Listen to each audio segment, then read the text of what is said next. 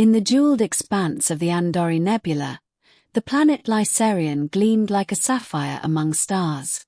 Floating cities and crystal towers reached high above pink-tinged clouds, and among them, the smallest, most troublesome royal in the known universe reigned. Princess Kirelle of the Iswelvari. Standing barely 2 feet tall, delicate, radiant, and impossibly arrogant, Kirelle had always believed her people to be the pinnacle of evolution. Her skin shimmered like moonlight, and her voice, though small, struck like thunder in the royal court. But it wasn't her charm that got her noticed across the galaxies. It was her mouth. She mocked everyone. Especially Earthlings. Clumsy giants, she often called them, during her public addresses. Muddy-blooded warriors with clubs for fingers. How do they even find their own noses?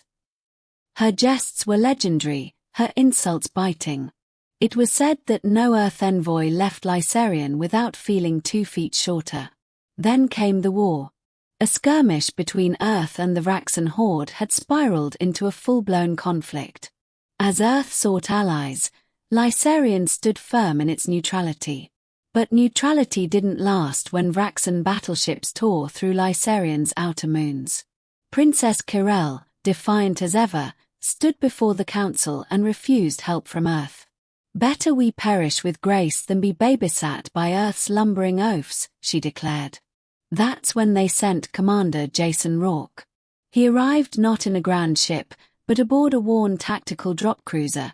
No glitz, no entourage, just scars across his armor and eyes that had seen too many deaths. He was 6.5 feet of muscle, dirt, and grit, and Kirelle took one look at him and burst into laughter.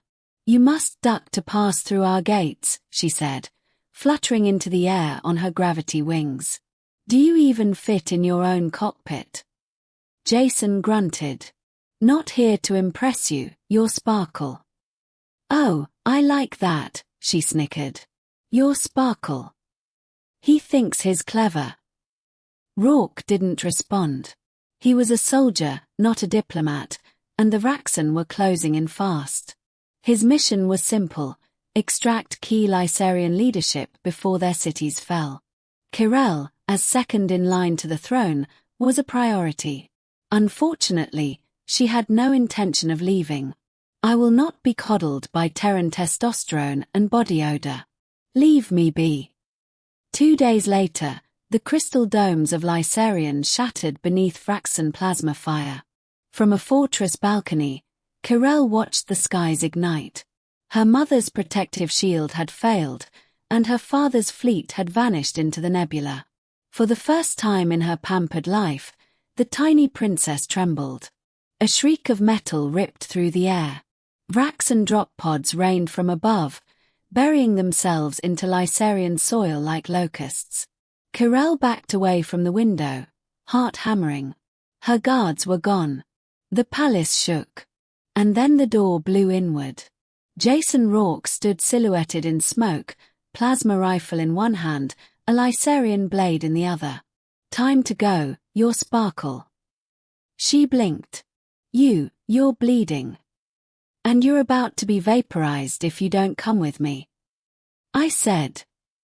He didn't wait for permission. With a single step, he scooped her up, gently, like a porcelain doll, and tucked her inside the armored pouch of his exosuit.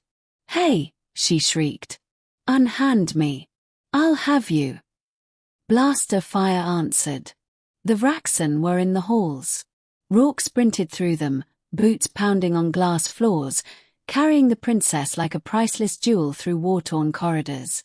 The palace collapsed behind them, towers crumbling, sky alight with chaos. Through smoke and death, Jason carried her.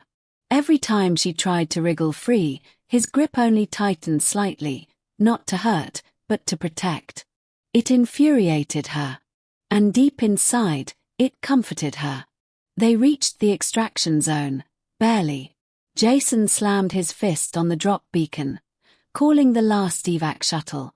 Then a plasma bolt struck his side, sending him to his knees. Kirelle yelped as the suit folded to protect her from the impact. He wheezed, blood trickling from the edge of his mouth. Why? She choked, her voice small for once. Why would you do this? Orders, he grunted. And you're more than you think. The shuttle roared in, side bay open, guns blazing. Jason staggered forward, cradling the pouch with her inside as though it contained the fate of worlds. He collapsed just as the ramp sealed shut. Kirelle crawled from the pouch. Medic, she screamed, her tiny hands pressing against his wound. He's not allowed to die. I didn't even say thank you. He smirked through the pain. I like you better when you're quiet. She burst into tears. Weeks passed aboard the Earthship Valus Edge. The war continued, but Lysarion was safe, for now. The princess refused to leave Rourke's side as he recovered in the medbay, perched like a sparkling bird on his shoulder. The nurses laughed. You've tamed the star's sharpest tongue, Commander. He only shrugged. She's not so bad once she stops talking. Kirelle stared at him with narrowed eyes. I will never stop talking. But, perhaps I will mock others a little less. He raised a brow. That your way of saying thanks? Don't push it. Still, she did thank him, every day, in her own way. She brought him data scrolls from Lysarion, taught him their songs, painted his dull earth armor with glimmering runes that shimmered in light. One evening, as the ship sailed past a nebula bloom, she landed softly on his chestplate, wings folded. You could have let me die, she said quietly. Why didn't you? Jason looked at her, his eyes weary but kind. Because you remind me of what we're fighting for. Not just survival. But joy. Fire. Defiance. She blinked, stunned into silence. He chuckled. You're more dangerous than half my unit already. And from that day, the alliance between Lysarion and Earth was sealed, not by diplomats, but by a princess who had once mocked Earth's warriors and the one who carried her home.